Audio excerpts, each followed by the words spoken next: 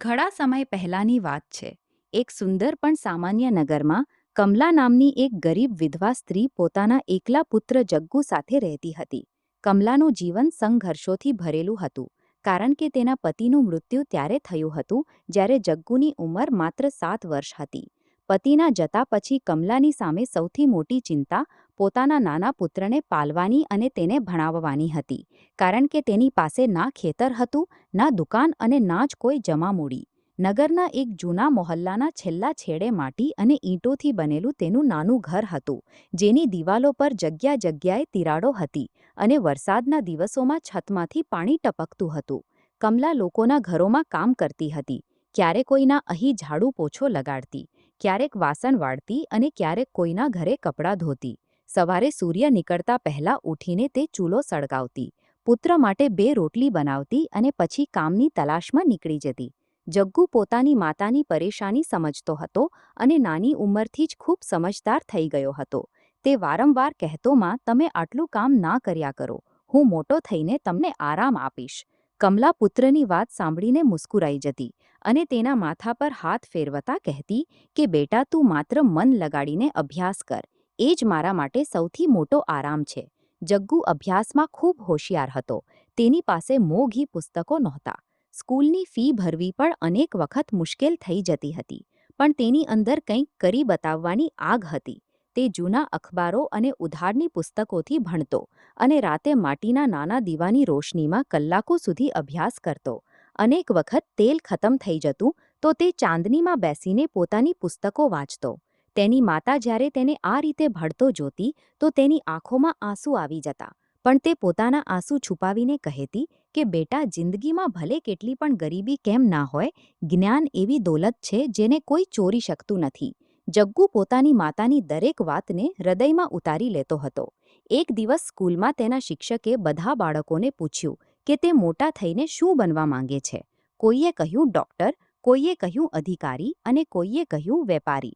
જ્યારે જગ્ગુની વારી આવી તો તેણે કહ્યું, હું એવો માણસ બનવા માંગુ છું જેથી મારી માને ક્યારેય કોઈની સામે હાથ ના ફેલાવવા પડે. તેની વાત સાંભળીને આખી કક્ષા શાંત થઈ ગઈ અને શિક્ષકે તેની પીઠ થપથપાવીને કહ્યું, જગ્ગુ, જો તારો ઈરાદો આટલો મજબૂત છે તો તને આગળ વધવાથી કોઈ અટકાવી શકશે નહીં, પણ જિંદગી હંમેશા કોઈની ઈચ્છા અનુસાર નથી ચાલતી. જગ્ગુનો અભ્યાસ આગળ વધ્યો તો ખર્ચ પણ વધવા લાગ્યો. પુસ્તકો, પરીક્ષાની ફી અને આવવા જવાનો ખર્ચ કમલા માટે ખૂબ મુશ્કેલ થઈ ગયો.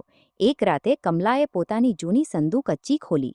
તેમાં તેના પતિની યાદના રૂપમાં બચેલી એક નાની ચાંદીની પાયલ હતી. તે પાયલ તેણે વર્ષોથી સંભાળીને રાખી હતી. તેણે તેને હાથમાં લીધી. થોડી વાર સુધી તેને જોતી રહી અને પછી બીજા દિવસે બજારમાં જઈને વેચી આવી.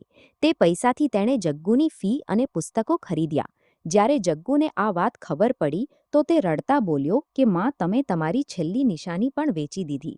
કમલાએ હસતા કહ્યું, બેટા, તારા અભ્યાસથી મોટી મારા માટે કોઈ નિશાની નથી. જગ્ગુએ તે દિવસે મનમાં પ્રણ લીધો કે તે પોતાની માતાની દરેક કુરબાનીનું સન્માન કરશે. સમય પસાર થતો ગયો અને જગ્ગુએ પોતાનો અભ્યાસ પૂરો કરી લીધો. તે નોકરીની તલાશ કરવા લાગ્યો, પણ નગરમાં કામ મળવું સરળ નહોતું અને જગ્યાએ તેણે અરજી કરી, પણ તેની ગરીબી અને અનુભવની કમી તેના રસ્તામાં આવી ગઈ. આખરે તેને નગરના પ્રસિદ્ધ વેપારી લાલા બદ્રી પ્રસાદની દુકાન પર હિસાબ કિતાબ જોવાનું નાનું કામ મળી ગયું. લાલા બદ્રી પ્રસાદ કઠોર સ્વભાવનો માણસ હતો.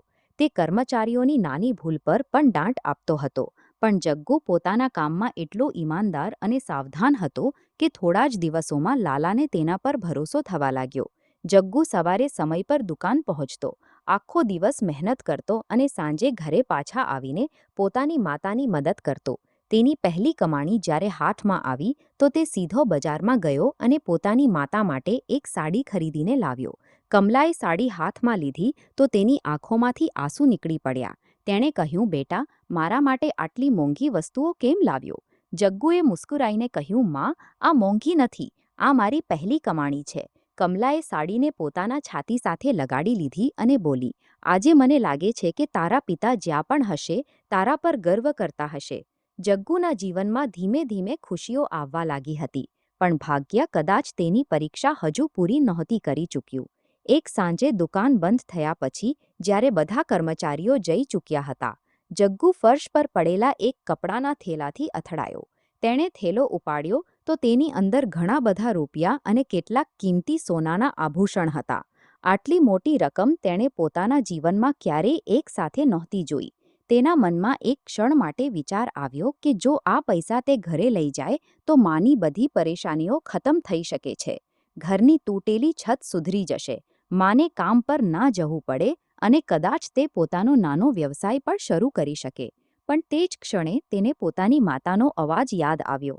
બેટા, ધન ચાલ્યું જાય તો પાછું આવી શકે છે, પણ ઈમાનદારી ચાલી જાય તો માણસ પાસે કંઈ નથી બચતું.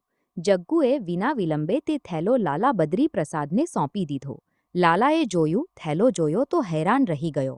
તેણે કહ્યું કે તે નગરના સૌથી મોટા વેપારી શેઠ હરિદાસનો હતો, જે થોડીવાર પહેલા દુકાન પર આવ્યો હતો. થોડી જ વારમાં શેઠ હરિદાસને બોલાવવામાં આવ્યા. થેલો જોતાં જ તેની ચિંતા દૂર થઈ ગઈ. તેણે જગ્ગુને ઇનામમાં પૈસા આપવા માંગ્યા, પણ જગ્ગુએ હાથ જોડીને કહ્યું કે શેઠજી, આ તમારું ધન હતું. મેં માત્ર તેને તેના માલિક સુધી પહોંચાડ્યું છે. શેઠે ખૂબ આગ્રહ કર્યો, પણ જગ્ગુએ ઇનામ લેવાનો ઇનકાર કરી દીધો. જતા વખતે શેઠે તેની આંખોમાં જોઈને કહ્યું કે બેટા, તમે આજે ધન નથી પરત કર્યું, તમે પોતાનું ચરિત્ર સાબિત કર્યું છે. યાદ રાખજો, ઈમાનદાર માણસનું ભાગ્ય મોડું બદલાય છે, પણ જ્યારે બદલાય છે તો તેને કોઈ અટકાવી શકતું નથી. જગ્ગુએ તે વાતને માત્ર એક આશીર્વાદ સમજીને સ્વીકારી લીધી. તેને શું ખબર હતી કે આ જ મુલાકાત આગળ જતાં તેના જીવનની દિશા બદલનારી છે. થોડા અઠવાડિયા પછી નગરમાં સતત અનેક દિવસો સુધી તીવ્ર વરસાદ પડ્યો. નદીનું પાણી વધી ગયું અને ગરીબ વસ્તીઓમાં પાણી ઘૂસવા લાગ્યું. કમલા અને જગ્ગુનું ઘર પણ તેની ચપેટમાં આવી ગયું. અડધી રાતે અચાનક ઘરની એક દિવાલ ભરભરાઈને પડી ગઈ. કમલા ગભરાઈ ગઈ અને જગ્ગુએ કોઈ રીતે તેને ઘરમાંથી બહાર કાઢ્યો. સવાર થતાં સુધી તેમનું નાનું ઘર લગભગ રહેવા લાયક નહોતું. તેમની પાસે ના પૂરતા પૈસા હતા અને ના જ રહેવાની બીજી જગ્યા. કમલાએ પુત્રને કહ્યું કે બેટા, ભગવાને જે આપ્યું હતું તે જ લઈ લીધું. તું ચિંતા ના કર, આપણે ફરીથી શરૂઆત કરીશું. જગ્ગુએ માતાને ઢાળસ બંધાવ્યો, પણ તેના મનમાં તોફાન ઉઠી રહ્યું હતું. તેને લાગતું હતું કે બધી મહેનત પછી પણ તેની જિંદગી ત્યાં જ પાછી આવી ગઈ છે, જ્યાંથી તેણે શરૂઆત કરી હતી. બીજા દિવસે તે કામની તલાશમાં નગરના બીજા ભાગમાં નીકળી પડ્યો. તેણે અને દુકાનો પર નોકરી માંગી, પણ ક્યાંય જગ્યા ન મળી. સાંજ થતાં તે થાકીને એક જૂના મંદિરની સીડીઓ પર બેસી ગયો. તેની પાસે ખાવા સુધીના પૈસા નહોતા. તેણે મંદિર તરફ જોઈને કહ્યું કે હે ભગવાન, મેં ક્યારેય પોતાના માટે ઘણું કંઈ નથી માંગ્યું. માત્ર મારી માને આટલું દુઃખ ના આપો. ત્યારે મંદિરના વૃદ્ધ પૂજારીએ તેને જોયો અને ઓળખી લીધો. પૂજારીએ પૂછ્યું, શું તમે કમલાના પુત્ર છો? તો કમલાના પુત્ર જગ્ગુ છો? જગ્ગુએ માથું હલાવ્યું. પૂજારીએ કહ્યું કે અનેક વર્ષ પહેલાં જ્યારે તેમની પત્ની બીમાર હતી, ત્યારે કમલાએ વિના કોઈ સ્વાર્થે તેમની મદદ કરી હતી અને ક્યારેય કોઈને આ વાત કહી પણ નહોતી. પૂજારીએ કહ્યું કે બેટા, આજે તમારી માતાની સારાઈ તમારી સામે પાછી આવી છે. તેમણે જગ્ગુને મંદિરમાં કામ આપી દીધું. કામ નાનું હતું અને આવક પણ ઓછી હતી, પણ જગ્ગુએ તેને પૂરી ઈમાનદારીથી સ્વીકારી લીધું. તે સવારે મંદિરનું કામ કરતો અને સાંજે મોહલ્લાના ગરીબ બાળકોને ભણાવતો. ધીમે ધીમે લોકોને તેની મહેનત અને વર્તન વિશે ખબર પડવા લાગી. આ દરમિયાન એક દિવસ શેઠ હરિદાસ મંદિરમાં આવ્યા અને તેમની નજર જગ્ગુ પર પડી. તેમણે તેને બાળકોને ભણાવતા જોયો તો થોડીવાર સુધી ચૂપચાપ ઊભા રહ્યા. પછી તેમણે કહ્યું, તમે તે જ છોકરા છો જેને મારું ધન પરત કર્યું હતું? જગ્ગુએ હાથ જોડીને કહ્યું, જી શેઠજી. શેઠે પૂછ્યું, તે દિવસે તમે ઇનામ કેમ ન લીધું હતું? જગ્ગુએ કહ્યું, કારણ કે તે મારું ધન નહોતું. શેઠ મુસ્કુરાયા અને બોલ્યા, અને આજે તમારી સૌથી મોટી જરૂરિયાત શું છે? જગ્ગુ થોડીવાર ચૂપ રહ્યો. તે પહેલીવાર કોઈની પાસે પોતાની જરૂરિયાત કહેવામાં ઝંખતો હતો.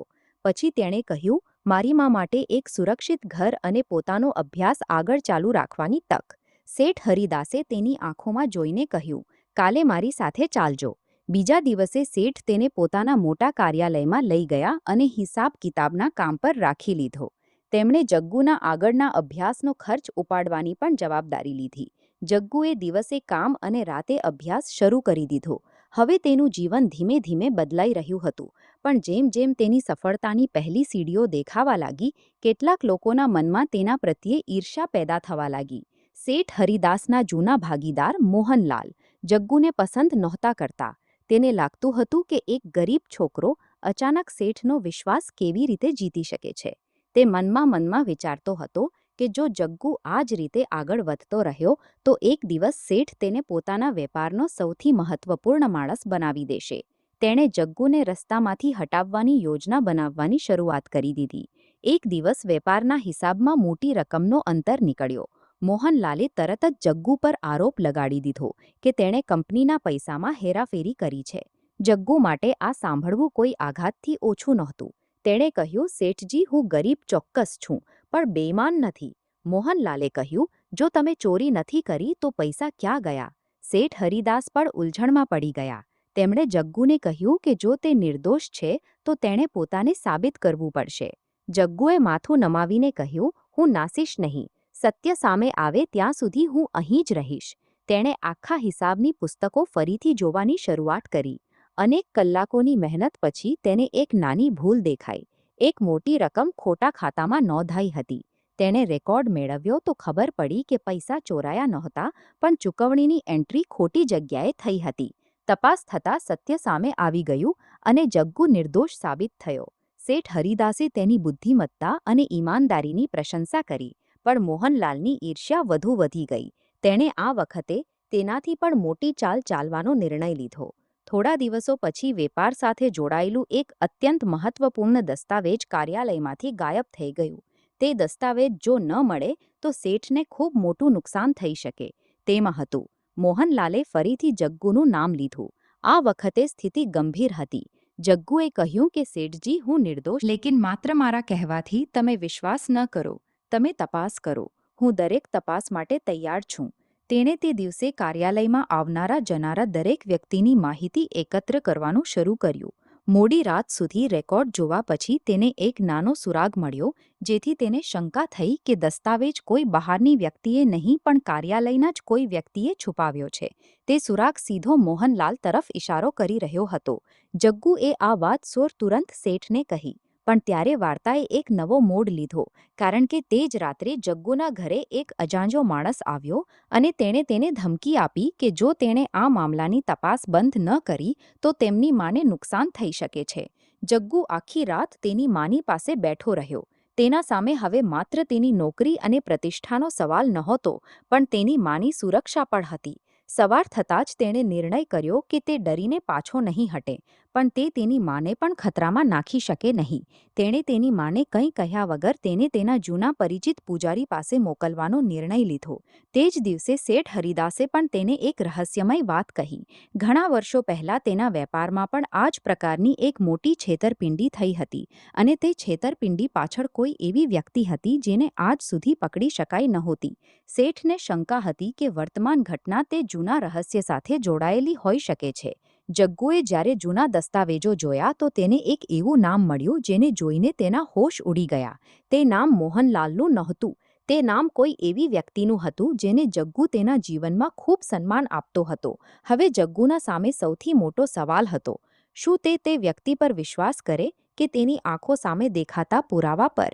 અને અહીંથી તેના જીવનની સૌથી મોટી પરીક્ષા શરૂ થવાની હતી, કારણ કે આવતીકાલે તેને એવું સત્ય જાણવા મળવાનું હતું જે ના માત્ર શેઠ હરિદાસના વેપારને હચમચાવી નાખનારું હતું, પણ તેની પોતાની માના અતીત સાથે પણ જોડાયેલું હતું. જગ્ગુને હજુ આ જાણ નહોતું કે જે ગરીબીને તે તેની સૌથી મોટી સમસ્યા સમજતો રહ્યો, તે જ ગરીબી પાછળ એક એવું રહસ્ય છુપાયેલું હતું જે તેના ભાગ્યને હંમેશા માટે બદલી નાખનારું હતું. તે રાત્રે જગ્ગુએ આકાશ તરફ જોયું અને મનમાં જ કહ્યું કે હે ભગવાન, જો મારી પરીક્ષા હજુ બાકી છે તો મને એટલું સાહસ આપ કે હું સત્યનો સાથ ન છોડું. તેને શું ખબર હતી કે આવતીકાલે તેના સામે તેના જીવનનું સૌથી મોટું રાજ ખુલ્લું થવાનું છે. એક એવું રાજ જેના સામે ધન, દૌલત, નોકરી અને સફળતા બધું નાનું પડી જવાનું હતું. તે રાત્રે જગ્ગુની આંખોમાં નીંદ નહોતી. તેના સામે વારંવાર તે જ નામ ફરી રહ્યું હતું જેને તેણે જૂના દસ્તાવેજમાં જોયું હતું. તે નામ હતું રઘુવીર. જગ્ગુ રઘુવીરને બાળપણથી જાણતો હતો.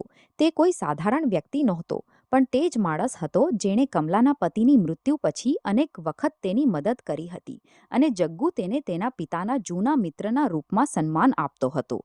જગ્ગુને વિશ્વાસ જ નહોતો થતો કે રઘુવીરનું નામ શેઠ હરિદાસના જૂના વેપારી ઘોટાલા સાથે કેવી રીતે જોડાઈ શકે. સવાર થતાં જ તેણે તેની માને જોયું.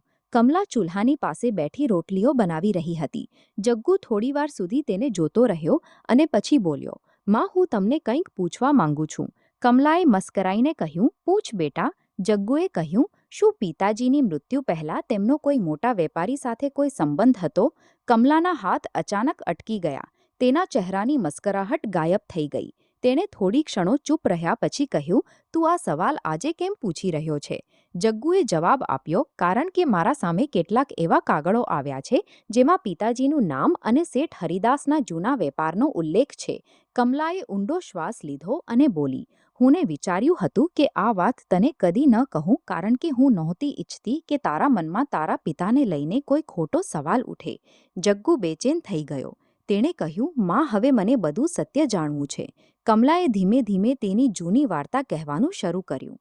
તેણે કહ્યું કે જગ્ગુના પિતા રામદાસ કદી શેઠ હરિદાસના વેપારમાં કામ કરતા હતા. તે અત્યંત ઈમાનદાર માણસ હતા અને વેપારના બધા હિસાબ કિતાબની જવાબદારી તેમના જ પાસે હતી.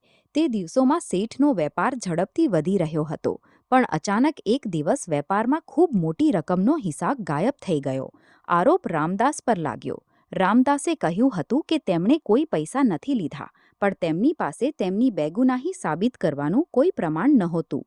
તે જ સમયે તેમની વિરુદ્ધ પોલીસમાં ફરિયાદ કરવાની તૈયારી થવા લાગી. રામદાસે કમલાને કહ્યું હતું કે જો મારા સાથે કંઈ થાય તો જગ્ગુને હંમેશા ઈમાનદારીના રસ્તે રાખવો. થોડા જ દિવસો પછી રામદાસની રહસ્યમય પરિસ્થિતિમાં મૃત્યુ થઈ.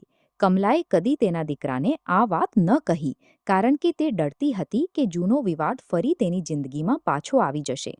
જગ્ગુની આંખોમાં આંસુ આવી ગયા. તેણે પૂછ્યું, "માં, શું પિતાજી સાચે જ નિર્દોષ હતા?" કમલાએ કહ્યું, "હું તેમને કદી ખોટું કામ કરતા નથી જોયા. તેમણે મરતા સમયે પણ આ જ કહ્યું હતું કે અસલી સત્ય એક દિવસ ચોક્કસ સામે આવશે." જગ્ગુએ પૂછ્યું, "અને રઘુવીર?" કમલાએ કહ્યું, "રઘુવીર તે સમયે તમારા પિતાના સૌથી નજીકના મિત્ર હતા. તેમણે તમારા પિતાની મદદ કરવાની ખૂબ કોશિશ કરી હતી, પણ અચાનક તે પણ નગર છોડીને ચાલ્યા ગયા." જગ્ગુના મનમાં હવે અનેક સવાલો ઉત્પન્ન થઈ ચૂક્યા હતા. તે સીધો શેઠ હરિદાસ પાસે ગયો અને બોલ્યો, "શેઠજી, મારા પિતા રામદાસનું નામ તમારા જૂના વેપારી મામલામાં કેમ આવ્યું હતું?" શેઠ હરિદાસ થોડીવાર સુધી ચૂપ રહ્યો. તેણે તેની આંખો બંધ કરી અને જાણે ઘણા વર્ષો જૂના દુઃખને યાદ કરવા લાગ્યો. તેણે કહ્યું, "જગ્ગુ, તમારા પિતા ખૂબ ઈમાનદાર માણસ હતા. તે સમયે મને પણ શંકા હતી કે તેમણે પૈસા નથી લીધા, પણ મારી પાસે કોઈ પ્રમાણ નહોતું. વેપારમાં નુકસાન ખૂબ મોટું હતું અને મારા આસપાસના લોકોએ મને વિશ્વાસ અપાવ્યો કે રામદાસ જ દોષી છે. હું ખોટો હતો." જગ્ગુએ પૂછ્યું, "ફરી તમે કદી મારી માની સાથે વાત કેમ ન કરી?" શેઠે માથું નમાવ્યું અને કહ્યું, "કારણ કે તે સમયે મારા અંદર પણ અહંકાર હતો. મેં વિચાર્યું કે જો હું ખોટો સાબિત થાઉં તો મારી પ્રતિષ્ઠા ચાલી જશે, પણ આજ સુધી મને તે નિર્ણયનો પછતાવો છે." જગ્ગુએ કહ્યું, "જો મારા પિતા નિર્દોષ હતા તો અસલી દોષી કોણ હતો?" શેઠે કહ્યું, "હું નથી જાણતો, પણ જે દસ્તાવેજની તમે તલાશ કરી રહ્યા છો તેમાં કદાચ તે જૂના મામલાનું સત્ય છુપાયેલું છે." બંનેએ મળીને જૂના રેકોર્ડ તલાશવાનું શરૂ કર્યું. ઘણા કલાકોની શોધ પછી એક જૂની લોખંડની પેટી મળી. તેમાં કેટલાક જૂના કાગળો, હિસાબની ચોપડીઓ અને એક પત્ર હતો. પત્ર રામદાસે લખ્યો હતો. તેમાં લખ્યું હતું કે વેપારના પૈસામાં ગડબડી કોઈ એવી વ્યક્તિએ કરી છે જે શેઠના ખૂબ નજીક છે અને જે વેપારની અંદરની દરેક માહિતી જાણે છે. પત્રમાં કોઈનું નામ સાફ નહોતું લખ્યું, પણ એક સંકેત હતો કે જેના પર સૌથી વધુ વિશ્વાસ કરવામાં આવી રહ્યો છે તે જ સૌથી મોટો ખતરો છે. શેઠ હરિદાસ આ વાંચીને સ્તબ્ધ રહી ગયો. તેણે કહ્યું, "તે સમયે મારા સૌથી નજીક બે લોકો હતા, મોહનલાલ અને રઘુવીર." જગ્ગુએ તુરંત પૂછ્યું, "તો રઘુવીર ક્યાં ગયો?" ત્યારે દરવાજા પર કોઈએ દસ્તક આપી. બંનેએ વળીને પાછળ જોયું તો સામે એક વૃદ્ધ માણસ ઊભો હતો. તેના ચહેરા પર ઉંમરની લીટીઓ હતી અને હાથમાં જૂની લાકડી હતી. તે રઘુવીર હતો. જગ્ગુ તેને જોતા જ સ્તબ્ધ રહી ગયો. રઘુવીરે કહ્યું, "જગ્ગુ, હવે સમય આવી ગયો છે કે હું તમને બધું સત્ય કહી દઉં." શેઠ હરિદાસે ગુસ્સામાં કહ્યું, રઘુવીર, આટલા વર્ષો પછી તમે અહીં કેમ આવ્યા છો? રઘુવીરે કહ્યું, કારણ કે હવે હું મારા જીવનનો સૌથી મોટો બોજ લઈને વધુ ન જી શકું. તેણે કહ્યું કે રામદાસ નિર્દોષ હતા. અસલી છેતરપિંડી મોહનલાલે કરી હતી, પણ તે સમયે મોહનલાલ એટલો પ્રભાવશાળી હતો કે તેણે બધા પુરાવા મિટાવી દીધા અને રામદાસ પર આરોપ લગાવ્યો. રઘુવીરને સત્ય ખબર હતું, પણ તેની પાસે પર્યાપ્ત પ્રમાણ નહોતું. જ્યારે તેણે મોહનલાલ વિરુદ્ધ બોલવાની કોશિશ કરી તો તેને ધમકી આપવામાં આવી કે જો તેણે મોં ખોલ્યું તો તેના પરિવારને નુકસાન પહોંચાડવામાં આવશે. ડરીને રઘુવીર નગર છોડી ગયો. તેણે વર્ષો સુધી પુરાવા એકત્ર કર્યા અને હવે તેને આ અંતિમ પ્રમાણ મળી ગયું હતું જેની તેને તલાશ હતી. તેણે તેની જોડીમાંથી એક જૂની ડાયરી કાઢી. ડાયરીમાં તે દિવસોના લેનદેનનું આખું વિવરણ હતું. તેમાં સાફ લખ્યું હતું કે જે રકમ ગાયબ થવાનો આરોપ રામદાસ પર લગાવવામાં આવ્યો હતો તે રકમ મોહનલાલે બીજા એક ખાતામાં મોકલી હતી. જગ્ગુએ ડાયરીના પાના ફેરવ્યા તો તેની આંખોમાં આંસુ આવી ગયા. તેના પિતા નિર્દોષ હતા. વર્ષોથી તેમના પર લાગેલું કલંક ખોટું હતું. શેઠ હરિદાસે માથું નમાવીને કહ્યું, જગ્ગુ, તમારા પિતા સાથે અન્યાય થયો. હું પોતાને કદી માફ ન કરી શકું. જગ્ગુએ કહ્યું, શેઠજી, ભૂલ થઈ તો તેને સ્વીકારવું જ સૌથી મોટી વાત છે. હવે અમારે મારા પિતાનું સન્માન પાછું અપાવવું જોઈએ, પણ ત્યારે બહારથી શોર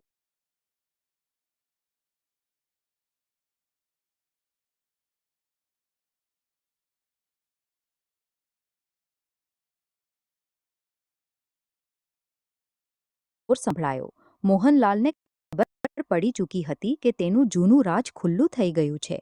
તે તેના કેટલાક સાથીઓ સાથે ત્યાં પહોંચ્યો અને તેણે ધમકી આપી કે તે કોઈને શક્ય બહાર ન જવા દેશે. જગ્ગુએ પહેલીવાર તેના સામે ઊભા રહીને કહ્યું કે મોહનલાલ, તમે મારા પિતાને બદનામ કર્યા, મારા પરિવારને વર્ષો સુધી ગરીબીમાં રાખ્યો અને આજે પણ તમે સત્યથી ભાગવા માંગો છો, પણ હવે હું પાછો નહીં હટું. મોહનલાલે ગુસ્સામાં કહ્યું, તમે સમજો છો શું તમારી જાતને? તમારી પાસે છે જ શું? જગ્ગુએ શાંત સ્વરમાં કહ્યું, મારી પાસે સત્ય છે. ત્યારે શેઠ હરિદાસે નગરના સન્માનિત લોકો અને અધિકારીઓને બોલાવી લીધા. રઘુવીરે બધા પ્રમાણ તેમના સામે મૂકી દીધા. જૂના દસ્તાવેજો, બેંક રેકોર્ડ અને ડાયરીની માહિતી મિલાવી તો સત્ય સામે આવી જ ગયું. મોહનલાલનો અપરાધ સાબિત થઈ ગયો. તેને તેના કરેલાની સજા મળી અને રામદાસના નામથી લાગેલું કલંક મિટી ગયું. જ્યારે આ ખબર કમલા સુધી પહોંચી તો તે લાંબા સમય સુધી કંઈ બોલી શકી નહીં. તેણે પોતાના પતિની તસવીર સામે દીવો પ્રગટાવ્યો અને કહ્યું, આજે તારો દીકરો તારું નામ સાફ કરીને આવ્યો છે. જગ્ગુ પોતાની માની પાસે બેઠો હતો. તેની આંખોમાંથી આંસુ વહી રહ્યા હતા. કમલાએ કહ્યું કે દીકરા, તારા પિતાએ મરતી વખતે કહ્યું હતું કે સત્ય એક દિવસ સામે આવશે. આજે તે દિવસ આવી ગયો. જગ્ગુએ માનો હાથ પકડીને કહ્યું, માં, જો તમે મને ઈમાનદારીનો રસ્તો ન શીખવ્યો હોત તો કદાચ હું પણ બીજાઓની જેમ સરળ રસ્તો પસંદ કરી લેત. ત્યારે કદાચ આ સત્ય ક્યારેય સામે ન આવત. આ ઘટના પછી હરિદાસે જગ્ગુને પોતાના વેપારમાં ખૂબ જ મોટી જવાબદારી સોંપી દીધી.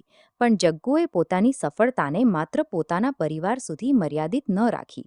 તેણે નગરના ગરીબ બાળકો માટે વિદ્યાલય ખોલ્યું અને ત્યાં એ સુનિશ્ચિત કર્યું કે કોઈ બાળક માત્ર ગરીબીને કારણે શિક્ષાથી વંચિત ન રહે.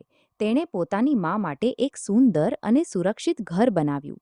જ્યારે ઘર તૈયાર થયું ત્યારે કમલા દરવાજા પર ઊભી રહીને તેને જોતી રહી. તેણે કહ્યું, દીકરા, મેં ક્યારેય સપનામાં પણ ન વિચાર્યું હતું કે અમારી જિંદગી આટલી બદલાઈ જશે. જગ્ગુ મુસ્કુરાઈને બોલ્યો, માં, આ મારું ભાગ્ય નથી.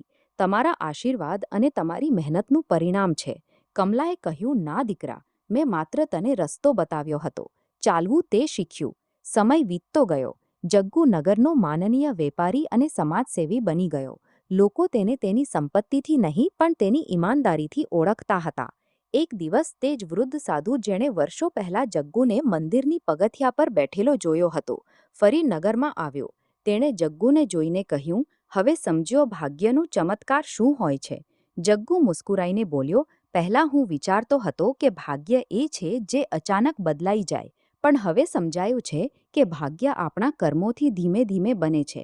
સાધુએ કહ્યું, બિલકુલ. તને ગરીબી મળી પણ તે ઈમાનદારી ન છોડી. તને અન્યાય મળ્યો પણ તે બદલો લેવાના બદલે સત્યનો રસ્તો પસંદ કર્યો. તને અવસર મળ્યો તો તે માત્ર પોતાનું ઘર ન ભર્યું પણ બીજાઓના ઘરોમાં પણ શિક્ષાની રોશની પહોંચાડી. આ જ અસલી ભાગ્ય છે. કેટલાક વર્ષો પછી જગ્ગુના વિદ્યાલયમાં ભણતો એક ગરીબ બાળક મોટો થઈને નગરનો પ્રખ્યાત શિક્ષક બન્યો. તેણે એક દિવસ જગ્ગુને કહ્યું, જો આપે મારી મદદ ન કરી હોત તો કદાચ હું પણ મારા પિતાની જેમ મજૂરી કરતો રહેત. જગ્ગુએ મુસ્કુરાઈને કહ્યું, મેં તને માત્ર એક અવસર આપ્યો. આગળ વધવું તારું કર્મ હતું. ધીમે ધીમે જગ્ગુએ પોતાના વિદ્યાલયોની સંખ્યા વધારી અને ઘણા ગરીબ બાળકોની જિંદગી બદલી નાખી. તેણે હંમેશા પોતાના કર્મચારીઓને કહ્યું, કોઈ માણસની ગરીબી જોઈને તેની કિંમતનો નિર્ણય ન કરવો, કારણ કે ઘણીવાર સૌથી મોટી પ્રતિભા સૌથી સાદામાં જન્મ લે છે. તેની આ વાત આખા નગરમાં પ્રખ્યાત થઈ ગઈ. એક દિવસ કમલા ખૂબ વૃદ્ધ થઈ ગઈ હતી. તેણે દીકરાને પોતાની પાસે બોલાવ્યો અને કહ્યું, જગ્ગુ, હવે મારી ઉંમર થઈ ગઈ છે.